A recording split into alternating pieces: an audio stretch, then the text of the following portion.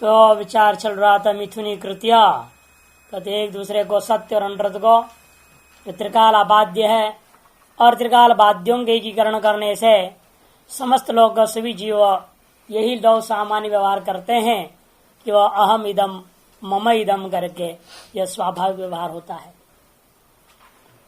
एतादृश व्यवहार का कारण है अध्यास। इसलिए पूछते हैं आहा कोई अध्यास नाम थी।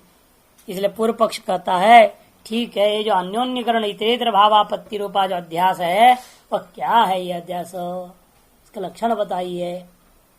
उच्चत है स्मृति रूपा परत्र पूर्व दृष्टाभास अध्यास। अध्यास का लक्षण करते हैं। यद्यपि अध्यास का लक्षण इसमें से पूरा अध्यास का लक्षण नहीं है। परत्र अवभास इतना ही अध्यास का लक्षण है। परत्र अवभास बस इतना हिस्सा। स्मृति रूपा और पूर्व दृष्टा ये जो दो शब्द है वो केवल गमक है, अध्यास के साधक है। इसलिए उसको लक्षण कोटि में रखना कोई जरूरी नहीं है। परत्र अवभास इतना ही लक्षण बन जाता है। स्मृति रूप और पूर्व दृष्टि दोनों शब्द जो है अध्यास के साधक है। सर्वसामान्य लक्षण कर रहे हैं।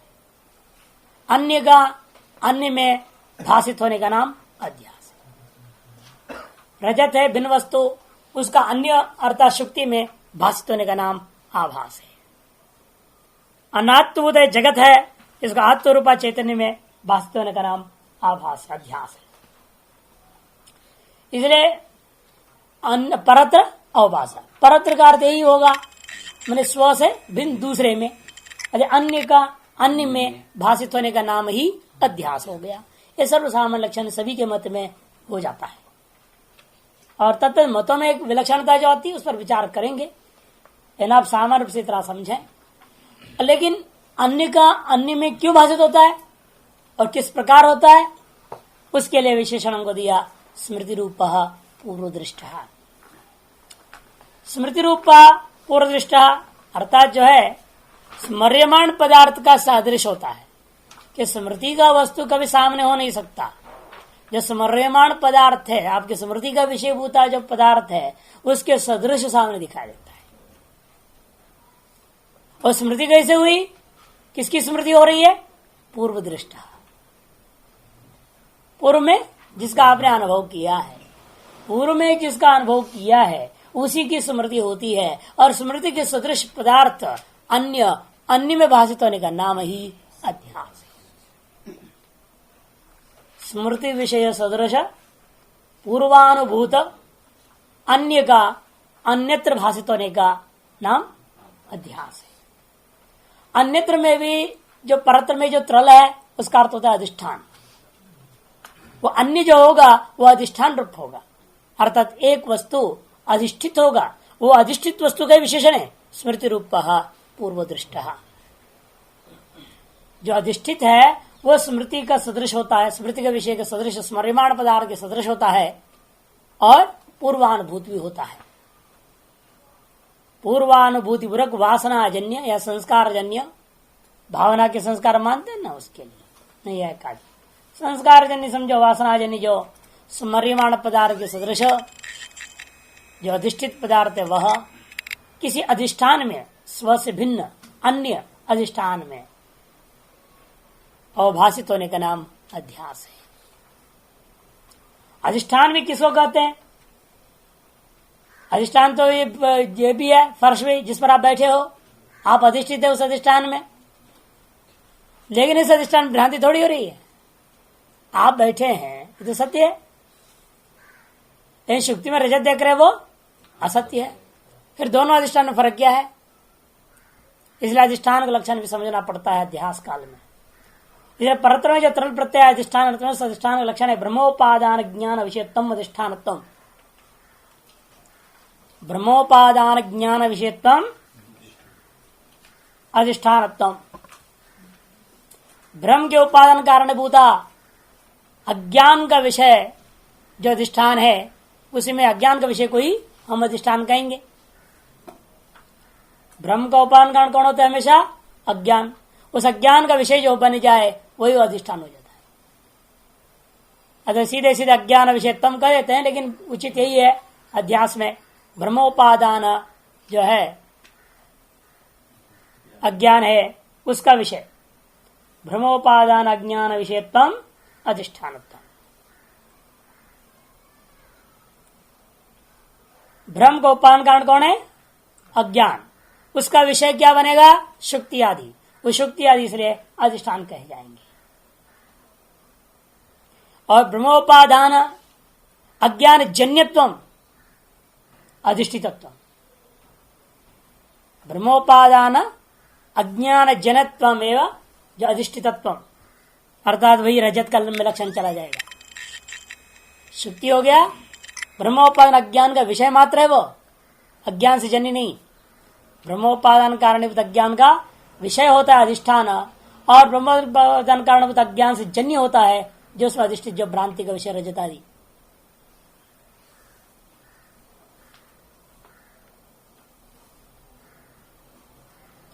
यह अध्यास भी दो प्रकार का माना गया, स्वरूपाध्यास और संसर्गाध्यास। स्वरूपाध्यास तो आत्मा में जो आप अपने आप को मान रहे हैं, मैं देवदत्त हूं, मैं रोगी हूं, मैं मोटा हूं, मैं पतला हूं इत्यादि, ये सब स्वरूपाध्यास के कारण से होता है। अनात्मा में आत्मा का आपने अध्यास कर लिया है और उसके साथ अभेद करते व्यवहार कर देते अहम देवदत्त इत्यादि। ये आत्मा में इन सारी चीज को जो देख रहे हो उसको आत्मत्व आत्मा भिन्नत्व ग्रहण कर लिया, तभी उसको क्या हो गया? स्वरूप अध्यास हो गया। और संसर्गाध्यास तो भाई अनेकों प्रकार के हैं, अनेकों दृष्टांत है। किसी भी चीज में दूसरी भी चीज ग्रहण कर लिया जिसमें चैतन्य का अभाव में भी, शुक्ति और रजत है, दोनों जड़ है। शुक्ति में रजत का आपने भ्रांति कर लिया, वहां रजत तो संयोग मात्र ही है, अविद्याजन्य संयोग मात्र ही होता है, ऐसा संसर्ग अध्यास मानते हैं। अच्छा, वो बाद में आएगा। प्रकारांतर का विभाजन है, प्रकारांतर से अर्थाध्यास और ज्ञानाध्यास का विभाजन करेंगे, जब आएगा तो विचार कर बताऊंगा। अब यहाँ पर यही मुख्य विचार चलेगा, स्वरूपाध्यास और संसर्गाध्यास, क्योंकि जितने भी लक्षण बताएंगे ज्यादातर उसी में जाएगा। जो कि जब बौद्धों से लड़ेंगे तब अर्थाध्यास और ज्ञानाध्यास होगा, और ज्ञानाध्यास नहीं है क्योंकि मत में भी आ जाता है, यदि भी संसर्गाध्यास से युक्त ज्ञानाध्यास मानते नहीं आएगी। दुकान में जो रजत है वो यहाँ शुक्ति में दिखाई देता है नई आंखों को, जंगल में जो आपने सांप देखा था वो यहाँ पर शहर में आपको रस्सी में दिखाई देता है। उन्हें अन्य देशीय पदार्थ को देख लेते हैं, ये उनकी गड़बड़ी है। सब दोष आएगा, विचार करेंगे, देखेंगे। अच्छा, लेकिन उस मिथ्या वस्तु में भी अस्थि भाति प्रीति अंश जो देख रहे हैं वो अधिष्ठान का धर्म होता है। जो रजत में अस्थि है, भाति है और प्रीति है, वो भी कहां से आया? शुक्ति रूप अधिष्ठान से आया। इसलिए प्रत्येक अधिष्ठान से हम लोग दो भाग मानते हैं, एक सामान्य अंश होता है, एक विशेषांश होता है। जो ब्रह्मोपादान अज्ञान है ना, ये सामान्य अंश को भंग अनुभव नहीं कर पाया, सामान्य अंश का आवरण को भंग करके जो है कुछ नहीं कर सका। क्योंकि यहां से जो वृत्ति जाती है वह वृत्ति क्या करेगी? सामान्य अंश का आवरणभूत अज्ञान को भंग कर देती है, तब उस वस्तु का यथार्थ बोध हो जाएगा। लेकिन जब उसका विशेषांश सामान्य अंश तो भंग कर लिया, लेकिन विशेषांश को भंग नहीं कर पाया।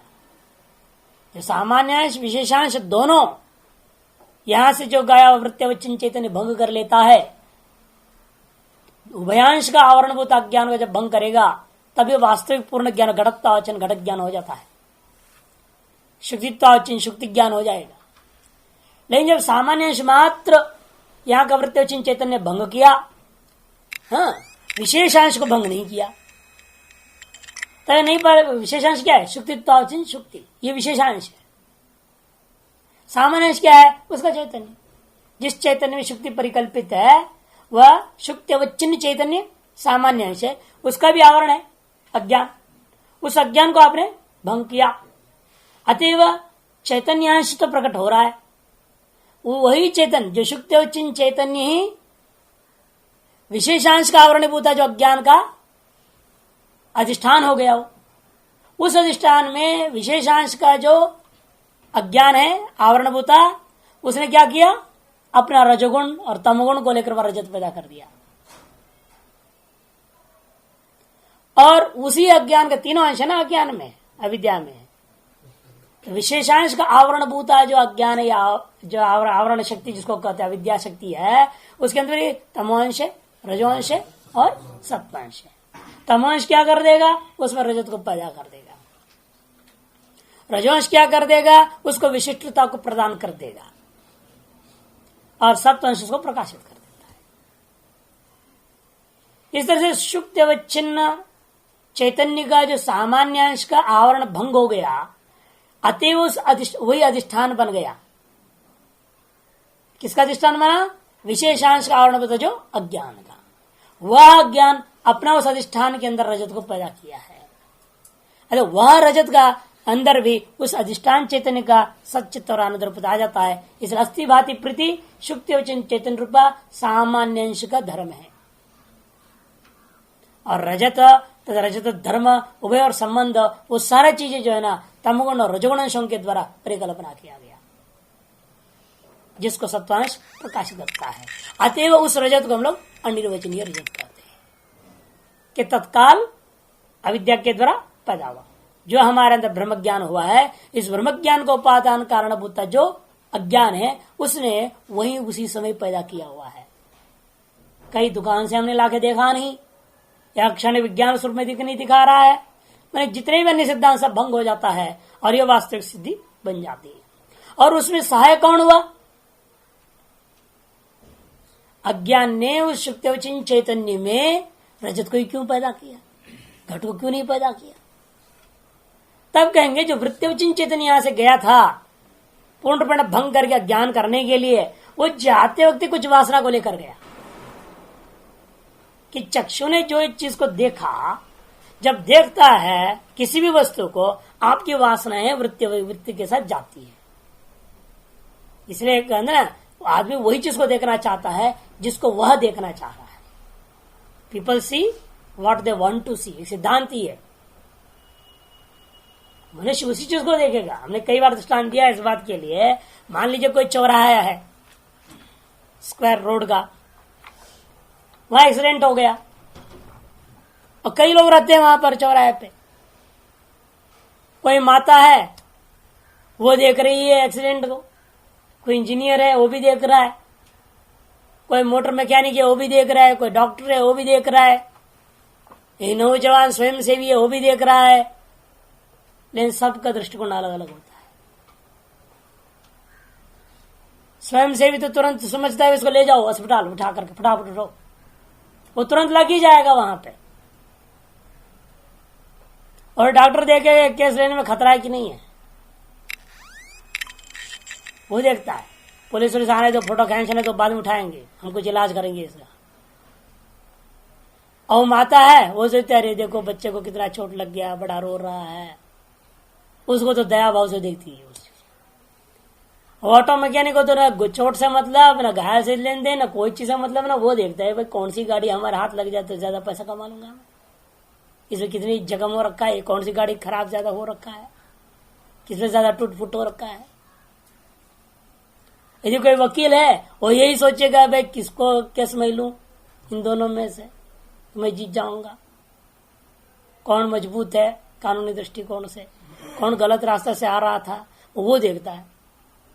और पुलिस तत्काल दोनों को अरेस्ट करने में लगा रहता है, भाई दोनों ड्राइवर को पकड़ो, भागने मत दो, चाहे दोनों से पैसा ऐंठ सकता हूं। तो सबका अपना अलग अलग दृष्टिकोण है ना, क्यों ऐसे हुआ, घटना एक, वस्तु एक, सामने दृश्य एक, हर व्यक्ति के अंदर अपनी अपनी वासना अलग अलग है। जब वृत्ति निकलती है ना, वो अपने उसी वासना से निकलती है वृत्ति। इसे लोग कहते हैं हमेशा तुम गलती देखते हो, डांटते हैं ना कभी कभी किसी किसी को, हमेशा उल्टा ही सोचता है कि क्या अगर उसकी वासना ऐसी है बेचारे की किसी भी अच्छी चीज को भी देखेगा उसे वो बुरा भी देखेगा, वो हमेशा बुरा ही देखेगा, उसकी वासना ऐसी बन रखी है। तो उसी लिए कहा जाता है यहां भी ब्रह्म ज्ञान में भी क्या है, जो वृत्ति आपकी गई है, प्रथम आभास जो हुआ था उसको चक्षु को, उसके अनुसार वासनाएं जग कर वह चली जाती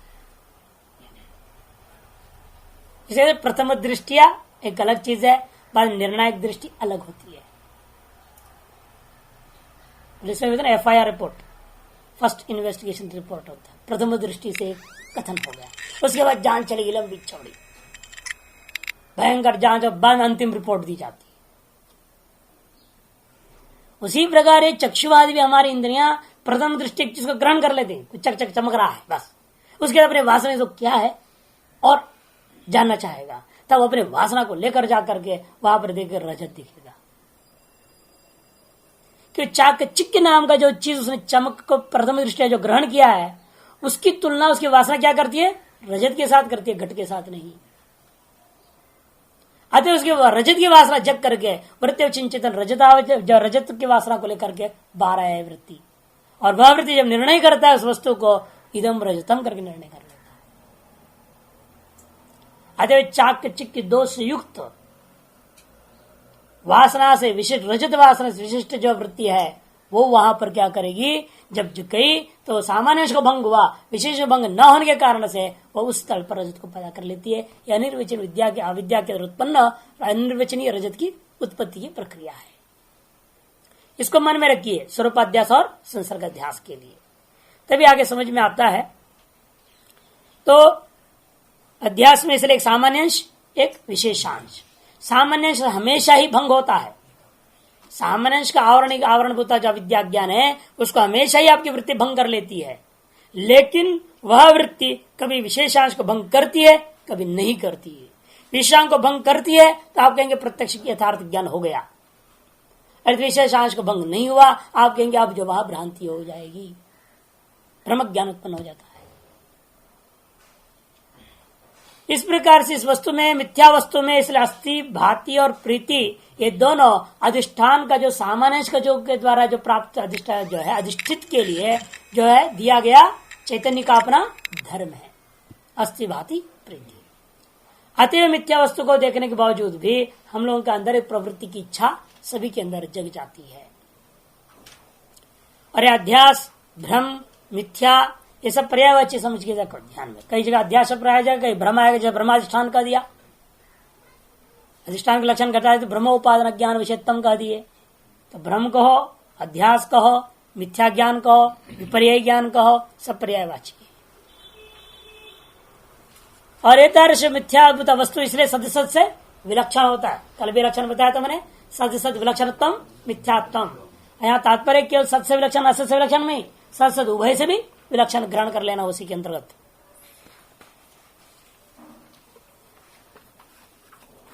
जिसी को कह दिया उन्होंने, योग सूत्रकार ने विकल्प नाम से कहा है, शब्द ज्ञान अनुपाति वस्तु शून्यो विकल्प। वस्तु है ही नहीं रजत, निधम रचन रजतम, इस शब्द ज्ञान का अनुसरण करता होकर प्रवृत्ति हो जाती है। शब्द ज्ञानानुपाति वस्तु है लेकिन वास्तव में वह वस्तु नहीं है। ऐसा वस्तु शून्य जो है ज्ञान का नाम ही उन्होंने विकल्प ज्ञान में ले लिया। इसलिए योग शास्त्र अनुसार जो विकल्प है वही वेदांत में अध्यास जैसे हो गया। यहां भी केवल हम शब्द मात्र प्रयोग कर रहे हैं रजतम, वहां पर रजत नाम का कोई वस्तु नहीं है। और इस चीज को भागवत में भी कहा है बहुत सुंदर ढंग से, अंत में 12वें स्कंद में स्पष्ट शब्दों में, माया मात्रम इदम राजन नानात्वम प्रत्यगात्मनि। माया मात्रम इदम राजन, हे परीक्षित ये सारा जगत, इदम जगत माया मात्र, माया मात्र। और कहा है ये, जब बाहर कोई ब्रह्मम का कोई अधिष्ठान नहीं है, प्रत्यगात्मनि अपने ही अंदर है। इसे कहना स्वांत परिकल्पित अनंत ब्रह्मांड है, बाहर कुछ नहीं है। प्रत्यगात्मनि एव इदम कल्पितम भवति माया मात्रम इदम राजम नानात्वम प्रत्यगात्मनि। इदम नानात्वम प्रत्यगात्मनि एव परिकल्पितम यतः तस्मात् माया मात्रम इदम जगत। 12वें स्कंद का 4था अध्याय 25वां श्लोक 12:4-25।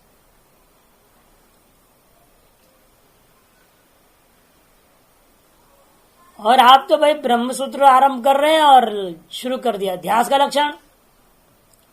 कल भी हमने बताया था इसलिए कि बिना द्वैत को मिथ्या सिद्ध किया आप अद्वैत को सिद्ध ही नहीं कर सकते।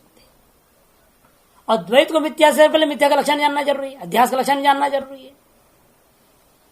अध्यास को जानने के लिए पहले पदार्थों का परस्पर जानने में आश्रय जानना जरूरी है।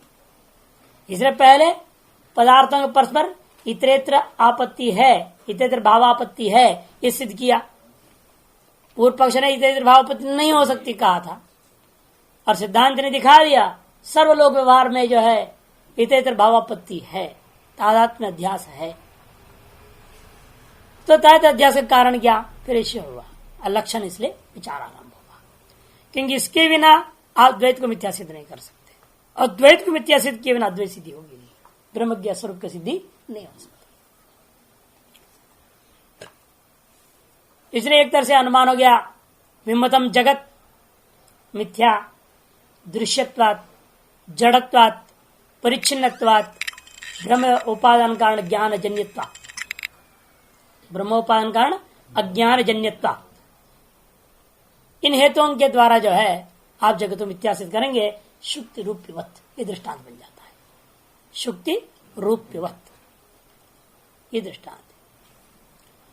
अब इसलिए यहां पर अब आरंभ होता है अन्य अन्य मतों का। तम के चित उसी अध्यास को कुछ अन्य लोगों का कहना है। अन्य कौन है यहां? नैयायिक आदि। नैयायिक कहता है अन्यत्र अन्य धर्म अध्यास, अन्यत्र अन्य धर्मावभास एव अध्यास इति वदन्ति। तो केवल धर्म का मानते हैं, धर्मी का अध्यास नहीं मानते, स्वरूप अध्यास मानते ही नहीं, संसर्ग अध्यास मात्र मानते। अन्यत्र अन्य धर्मावभासो अध्यास नैयायिक का है।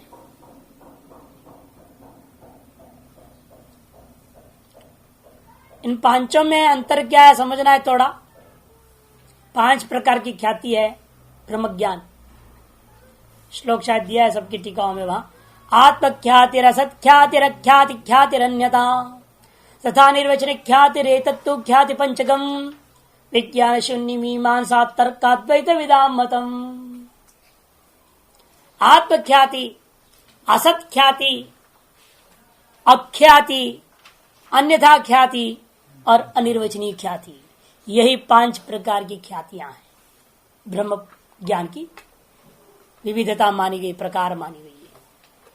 आत्मख्याति को विज्ञानवादी मानता है, असत्ख्याति शून्यवादी, अख्याति मीमांसक, अन्यथा ख्याति तर्क मैंने नैयायिक वैशेषिक सांख्य, नैयायिक और वैशेषिक, और अद्वैतवादी जो आपका अनिर्वचनीय ख्याति।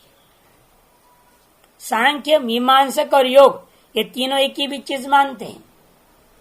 सांख्य मीमांसक और योगी अख्याति मानते हैं। आत्मख्याति रसख्याति अख्याति ख्यातिरन्यथा। आत्मख्याति विज्ञानवादी, असत्ख्याति शून्यवादी, अख्याति मीमांसा सांख्य और योग, अन्यथा ख्याति न्याय और वैशेषिक, अनिर्वचनिक ख्याति वेदांत। इस प्रकार सभी द्वास दर्शन वाले आए जाते लगभग इन्हीं के अंतर्गत।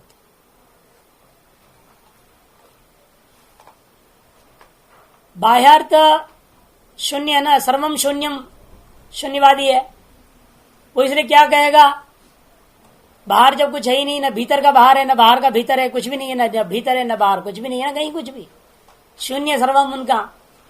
इसलिए उनके शुक्ति भी शून्य है, शुक्ति में जो दिखाई दे रजत भी शून्य। अच्छा असत्य शुक्ति में असत जो है रजत दिखाई दिया, इसलिए अत्यंत असत ख्याति है। इसे समझने में पहला आसान होता है, आत्मख्याति इसलिए पहले उन्होंने लिया। वो कम से विज्ञान तो मान रहा है, अंदर विज्ञान होता है, बाहर कुछ जगत नहीं है, क्षणिक विज्ञान सत्य है। वह क्षण विज्ञान बाह्य असत स्थल पे क्षण विज्ञान ही शुक्ति रूप में परिणत हो गया। क्षण विज्ञान के दो रूप मानते हो, एक आलय विज्ञान, एक प्रवृत्ति विज्ञान।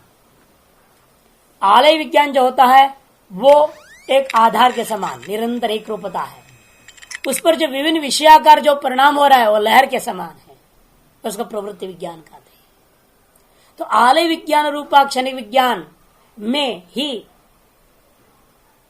प्रवृत्ति विज्ञान रूपा शुक्ति पैदा हो रखा है। अतः वो भी असत्य ही है, लेकिन फिर भी प्रवृत्ति विज्ञान होने के नाते सत्य है वो। ऐसा उस शुक्ति में, क्षणिक विज्ञानात्मक शुक्ति में क्षण मात्र के लिए आपको असत रजत दिखाई दिया, क्योंकि रजत विज्ञान रूप नहीं है, विज्ञान में भाषित हो रहा है केवल। क्षण विज्ञान रूप क्या है? शुक्ति क्षण विज्ञान, शुक्ति के रूप में क्षण विज्ञान का परिणाम हो रखा है। तो क्षण विज्ञान जो है शुक्ति रूप में केवल दिख रहा है, और उसमें जो फिर रजत जो दिखाई दिया वो अत्यंत असत्य है। इसे उनका कहना है आत्मा में ही, अर्थात क्षण विज्ञान, शुक्ति रूपी क्षण विज्ञान में ही असत रजत का भाषित होने का नाम वो आत्मख्याति कहते हैं। तब वो कहता है आत्मा नाम का चीज भी नहीं है, क्षण विज्ञान भी कोई चीज नहीं है, अतएव असत ख्याति आरंभ हो जाता है। शुक्ति भी असत है, रजत भी असत है, असत शुक्ति में असत रजत दिखाई दिया, इसलिए वह बाह्यार्थ शून्यवादी जो की अपेक्षा से सर्वार्थ शून्यवादी अलग ही कहता है। वो कहते अत्यंत असत है, असत ख्याति, उसको सर्वार्थ शून्यवादी भी कहा जाता है। माध्यमिक मत में सर्व शून्यवादी है वो, ये सर्वार्थ शून्यवादी है, और योगाचार वाला है वो बाह्यार्थ शून्यवादी है, केवल बाह्यार्थ को निषेध कर रहा है। आंतरिक क्षण विज्ञान नाम का चीज है, और दो रूपेण अनुभव होते रहता है, एक धारा रूपेण और एक प्रवृत्ति रूपेण। इस तरह से वो सत्य है। इसलिए आंतरिक जो विज्ञान रूप पदार्थ है वो सत्य है, और बाह्य घटपटा सारा संसार जो है असत्य है। आज बाह्यार्थ शून्यवादी कहा गया उसको। उसके बाद सौत्रांतिक आता है, वो कहते हैं नहीं नहीं, बाह्यार्थ भी है और आंतरिक अर्थ भी है, दोनों ही सत्य है। लेकिन सत्य होता हुआ बाह्यार्थ जो है ना कभी इंद्रियादि का विषय नहीं हो सकता, वह हमेशा अनुमेय होता है। तब इसलिए बाह्यार्थ शून्यवादी से हट करके बाह्यार्थ अनुमेयवादी हो गया सौत्रांतिक।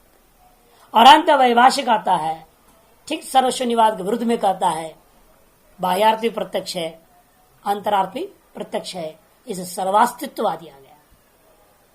जो सर्वार्थ शून्यवादी था सर्वार्थ अस्तित्ववादी हो गया। इस प्रकार से चार विभाग बौद्धों में समझना है, माध्यमिक, योगाचार, सौत्रांतिक और वैभाषिक।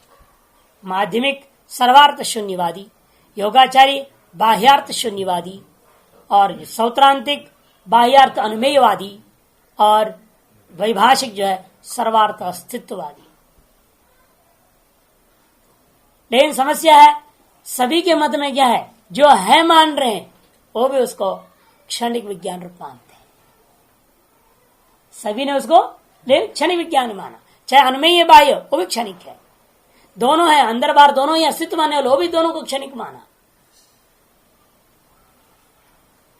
इसलिए सभी के मत में क्या है, क्षण विज्ञान से हटकर कोई नहीं, सभी क्षण विज्ञान को ही आत्मा मान रहे हैं। पहले वाला तो वो भी नहीं माना, सर्वम शून्यम कहने वाला आत्मा भी शून्य ही है, क्षण विज्ञान रूप भी नहीं है वो।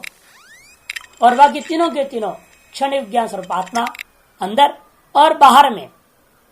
कोई कहता नहीं है बिल्कुल, एक कहता बाह्य है अनुमेय है, दूसरा कहता बाह्य है वह प्रत्यक्ष है। लेकिन उन सभी के मत में बाह्य जो भी है भी वो भी क्षण विज्ञान रूप ही है। इसे अंदर भी क्षणिक, बाहर भी क्षणिक, सर्वम क्षणिकम, इसलिए उनके यहां कहा गया है। सर्वम शून्यम शून्यम, सर्वम स्वलक्षणम स्वलक्षणम, सर्वम क्षणिकम क्षणिकम, ये उनका सिद्धांत है। तो इसलिए कहते हैं कि देखो नैयायिक लोग इसका खंडन करते कहते नहीं नहीं, बाह्य में भी है, अंदर में भी है। अंदर में जो आत्मा है वो क्षणिक नहीं है, वो नित्य है। इसलिए अंदर नित्य हो गया, बाह्य पदार्थ नहीं है, कौन मेरी नित्य है। जगत भी सत्य है। अरे जब जगत सत्य है, फिर रजत जो दिखाई ये कहां से आया? ये अन्यथा ख्यापन हो गया है। शुक्ति जिस रूप से दिखना चाहिए उस रूप से न दिखाई देता हुआ रजतत्व रूपेण धर्माभास हुआ। रजतत्व धर्म का अध्यास होने से हमें वह रजत दिखाई दिया। अन्यत्र माने शुक्तौ, अन्य धर्म माने हाठस्थ दुकान में विद्यमान जो रजत, उसका जो धर्म था रजतत्व, वह धर्म का यहाँ पर अवभास हुआ। अतएव इदम रजतम भ्रांति हो गई। कहने का मतलब उसके मत में अन्यथा कैसे कहते हैं कि वहां का दुकान का रजत को मैं यहां देख रहा हूं। कहते हो नहीं सकता, दुकान का रजत तो आगे में कैसे देख सकते हो प्रकृष्ट वस्तु? क्या सामने दुकान तो है नहीं। यदि मानी एक दुकान की वस्तु को दूसरे दुकान में भ्रांति कर लिया तो भी मानी जा सकती है। भाई वहां जैसे यहाँ पर भी सब रैक उकताल मारा था, सब था, लेकिन ये तो समुद्र के तट पर शिप पड़ा, उस पर तुम्हारी भ्रांति हो रही, वहां कहां से दुकान की सादृश्यता है। इसलिए हटस्थ रजत जो है ना, अत्यंत विप्रकृष्ट वस्तु का जो है सामने में दिखाई देना असंभव है। इसलिए कहते कि भाई वो बात बनी नहीं तो दूसरे लोग खड़ा हुआ के चित्तु, सांख्य, मीमांसक और योगाचारी तीनों आकर यत्र यद अध्यासस तद विवेक अग्रह निबंधनो ब्रह्म इति। जहां पर जिस चीज का अध्यास हो रखा है उस वस्तु का, उस अधिष्ठान में विवेक का अग्रहण होना ही जो है अध्यास, वही भ्रम है। ये शुक्ति है, रजत नहीं है, ऐसा विवेक नहीं हो पाया। विवेक का मतलब क्या? पार्थक्यता, पृथक्त्व का अग्रहण, विवेक का अग्रहण, यही कारण है अध्यास के प्रति। शुक्ति में जो रजत दिखाई दे रहा है उस रजत का शुक्ति से पृथक्त्व को आपने ग्रहण नहीं किया, इसी कारण से अध्यास हो गया। सांख्य भी यही कहता है, मीमांसक भी यही कहता है, योगाचारी भी यही कहता है। योग भी, योगाचार्य ने योग, सांख्य, योग और मीमांसक, ये तीनों, ये सब जो है आपके अख्यातिवादी हैं। आत्मख्याति भी नहीं, असत ख्याति भी नहीं, अख्याति, ये अख्यातिवादी लोग हैं। आत्मख्यातिता क्षण विज्ञानवादी, असत ख्याति शून्य विज्ञानवादी। आत्मा इस रूप में प्रकाशित हो रहा था उसके यहाँ, रजत रूप में प्रकाशित हुआ, क्योंकि बाहर कोई रजत ही नहीं उनके मत, बाहर शून्य है वो, इसलिए आत्मा ही शुक्ति बन गया और आत्मा ही रजत बन गया। उसमें से शुक्ति उसमें यथार्थ है, उत्तर काल में उत्तर क्षण उपलब्ध होने से, और रजत उत्तर क्षण में बाधित हो गया, अतः उनका कहना है कि वो रजत भ्रांति का विषय बन गया। तो आत्मा ही उस रूप में, क्षण विज्ञान ही उस रूप में भाषित हुआ है रजत रूपेण, अतः उनके यहाँ आत्मख्याति कर दिया। और सर्वम असत होने के नाते असती, असत शुक्ति में असत रजत का भाषित हो जाना असत ख्यातिवादी हो गई। उससे हटकर कहते हैं अख्याति है। अख्याति माने विवेक का अग्रहण का ख्याति हो गया, विवेक अग्रहण पूर्वक प्रकाशन हो गया, उसी को अख्याति कर दिया। किस चीज का विवेक अग्रह हुआ? जिसमें जिस चीज का आप अध्यास कर रहे हो, अर्थात शुक्ति में रजत का जो आपने अध्यास किया है उस रजत का अपना अधिष्ठान शुक्ति के साथ पृथक्त्व विवेक का अग्रहण हो गया। अतएव शुक्ति और रजत का भेद ग्रहण न होने के कारण से आपने इदम रजतम कह दिया। शुक्ति और रजत का भेद ग्रहण, भेद माने विवेक, उसका विवेकता माने पृथक्त्व, भेद, उसका आग्रह, उसका ग्रहण नहीं हुआ। ये दोनों भिन्न वस्तु है। यहाँ पर वास्तव में शुक्ति है, दूसरा वस्तु रजत जो है वो यहाँ है ही नहीं, ये भान नहीं हो पाया, उसी का नाम जो है भ्रम। ऐसा वो लोग अख्यातिवादी सांख्य, योग और मीमांसक लोग कहते हैं। अन्य तो अब शून्यवादी, थोड़ा क्रम उल्टा लिया ना, श्लोक की क्रम से उल्टा है। पहले यहाँ पर अन्यथा क्या नैयायिकों के ले लिया सीधे, ब्रह्मसूत्र में पहले भाष्यकार ने नैयायिकों को और वैशेषिकों को ले लिया, फिर सांख्य, मीमांसा और योग मैंने आस्तिकों से शुरू किया, नास्तिकों की ओर जा रहे हैं। फिर शून्यवादी अन्य तो यत्र दध्यास तस्य विपरीत धर्मत्व कल्पना आचक्षते। यत्र यद अध्यास, जिसमें जिस चीज का अध्यास हुआ है तस्से विपरीत धर्मत्व कल्पना माचरित, उसी का विपरीत धर्म कल्पना कर लिया। क्योंकि शुक्ति भी असत है, रजत भी असत है, इसलिए उनके शुक्ति में जो रजत की जो अध्यास हुआ है वो यही है। वो रजत अन्यत्र आया नहीं है या अन्य का उत्पन्न नहीं हुआ, कुछ नहीं, किंतु तस्व उसी शुक्ति का विपरीत धर्म आपने कल्पना कर लिया। तस्व शुक्ति में रजत का अध्यास का मतलब यह है उसी शुक्ति का विपरीत धर्मत्व कल्पना माचक्षते, तस्व विपरीत धर्मत्व। असत शुक्ति में असत रजतत्व की परिकल्पना कर लिया। असत शुक्ति में रजत का अध्यास का मतलब यह हुआ उस असत शुक्ति का जो धर्म था, क्या असत शुक्तित्व, उसे ग्रहण न करके उसका विपरीत धर्म क्या है, असत रजत तत्व धर्म को आपने ग्रहण कर लिया, तब इदम रजतम ज्ञान हो गया। सर्वम असत है उनके यहाँ, अधिष्ठान भी असत है, अधिष्ठित भी असत है, लेकिन अधिष्ठित वस्तु कहीं अन्यत्र आपके वासना स्कंद से पैदा हुआ, किससे पैदा हुआ, ऐसा कुछ भी नहीं है। न दुकान का देखा है, न वहां का कोई अज्ञान पैदा हुआ, ऐसा कोई चीज नहीं मानते। उनका कहना है जो असत शुक्ति आपको दिखाई दिया है वह शुक्ति का जो अपना धर्म था, उस धर्म के विपरीत धर्म आपने वहां ग्रहण किया है, इतना ही हुआ। और दोनों असत होने के कारण से कहीं का कहीं लाने की जरूरत भी नहीं।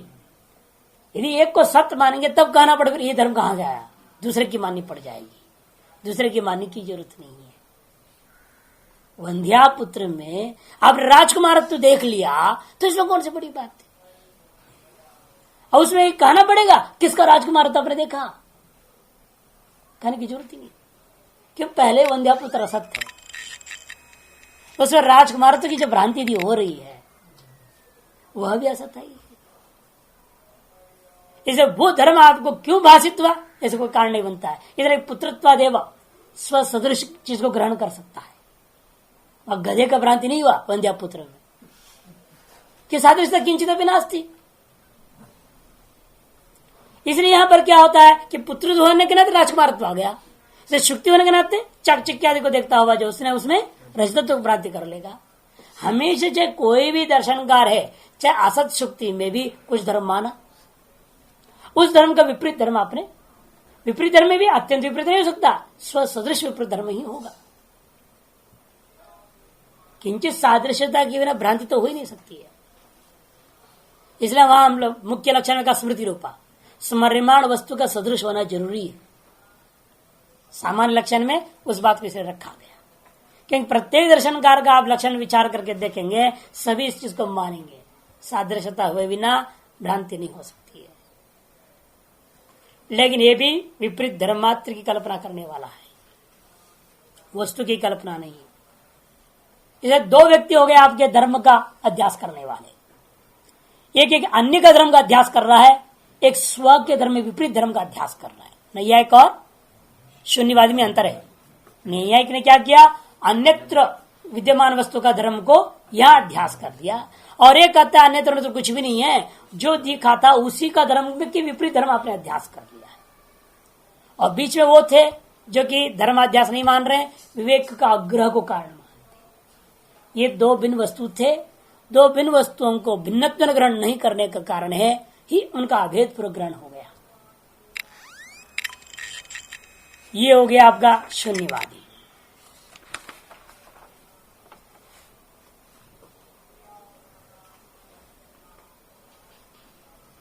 इन सभी में देखो एक ही व्यक्ति में अर्थाध्यास बनेगा, इसलिए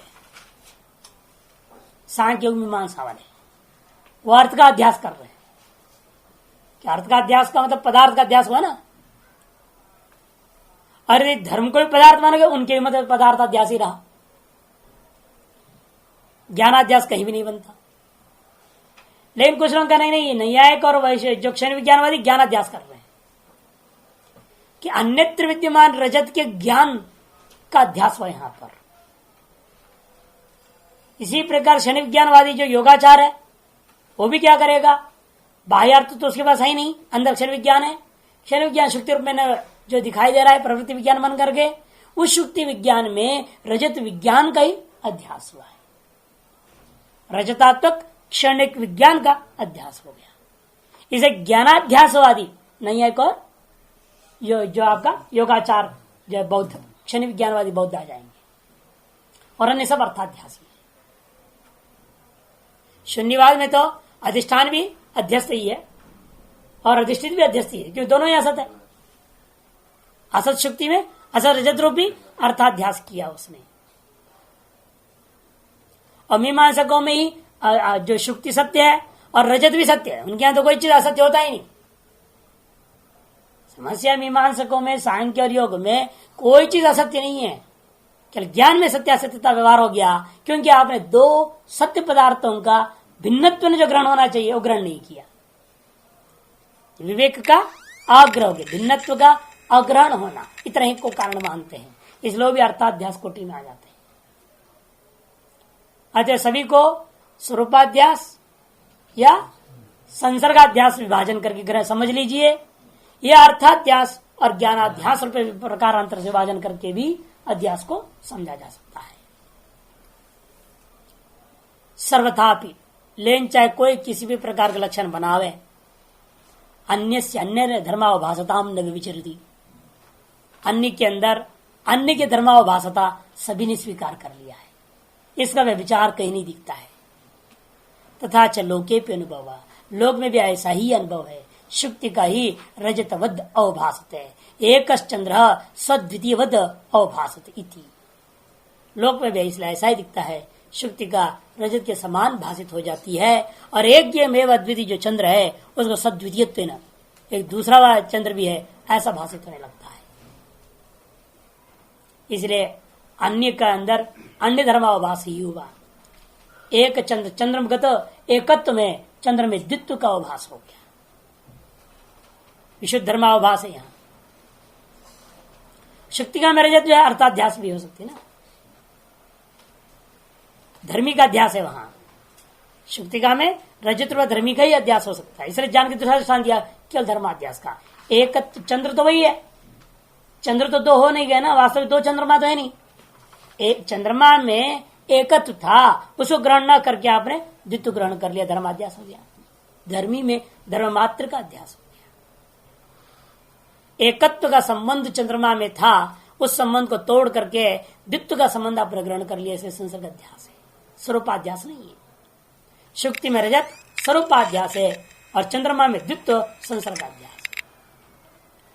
एक संज्ञा का समवाय संबंध से संबंधित्व जो है चंद्रमा में था, उसे तोड़ करके द्वित्व का समवाय संबंधावचन कर लिया, संसर्ग का अध्यास है।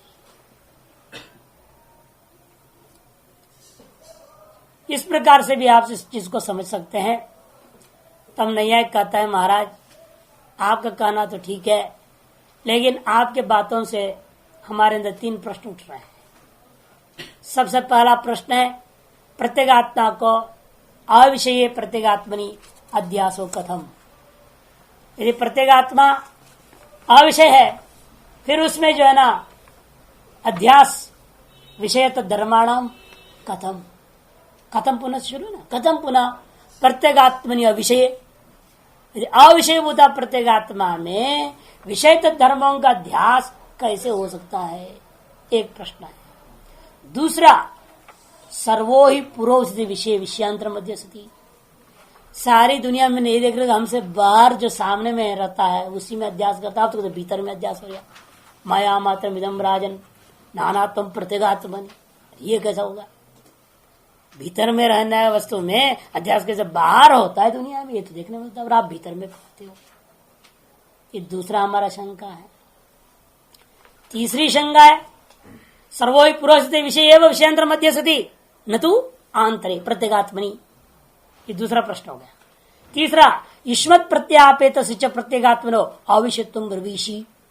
युष्मत प्रत्यय से रहित अहम प्रत्यय का विषय भूता जो प्रत्येगात्मा को अविषय कहते हो। हम तो आत्मा को प्रत्यक्ष मानते हैं और आत्मा को अप्रत्यक्ष मानते हैं, आत्मा को विषय नहीं मानते हैं। ये तीन बातें हम जानना चाहते हैं। जब ये बात है, लोक में प्रसिद्धि है, प्रत्येगात्मा और अविषय में कोई अध्यास नहीं हो सकता, अविषय में कोई विषय का अध्यास नहीं होता, पहला पॉइंट। दूसरा है, सामने और वस्तु में ही होता है, भीतर के वस्तु भीतर में कभी अध्यास नहीं होता। तीसरा है अहम अविषय, आप जो कहते हो बिल्कुल गलत है, वो विषय जरूर होता है। अब भाष्य में उसका विपरीत से जवाब देना शुरू कर देंगे। विपरीत क्रम से पहले सिद्ध करेंगे नहीं, आत्मा को हम अत्यंत अविषय नहीं कर रहे, प्रत्येक आत्मा भी विषय है। आत्यंतिक विषय तो नहीं कथन करता हूं, वो भी विषय होता है। केन रूपेण होता है वो भी बताएंगे। और दूसरी बात, पूर्ववस्थित कोई नियम नहीं है, क्योंकि आपको स्वप्न होता है कि नहीं है, आदमी को सबको स्वप्न होता है। स्वप्न भ्रांति है ना, वो कहां होता है? पूर्ववस्थित में हुआ, सामने थी क्या, स्वप्न शरीर से बाहर था क्या, वहां स्वप्न हुआ आपको। जब सोया आपके भीतर ही हुआ, बाहर तो हुआ नहीं, इसलिए उनका ये बात अपने आप समाप्त हो जाती है। और प्रत्येक आत्मा अविषय में विषय का अध्यास भी बन जाएगा। यदि प्रत्येक आत्मा अपने आप अविषय, जो पहला प्रश्न भी खत्म हो गया, जब अंतिम प्रश्न का जवाब दूंगा कि प्रत्येक आत्मा अत्यंत अविषय नहीं है, विषय है। अतः अविषय में विषय अध्यास का शंका भी खत्म हो गया कि विषय में विषय का अध्यास ही हुआ, कि हमने विषय मान लिया उसको।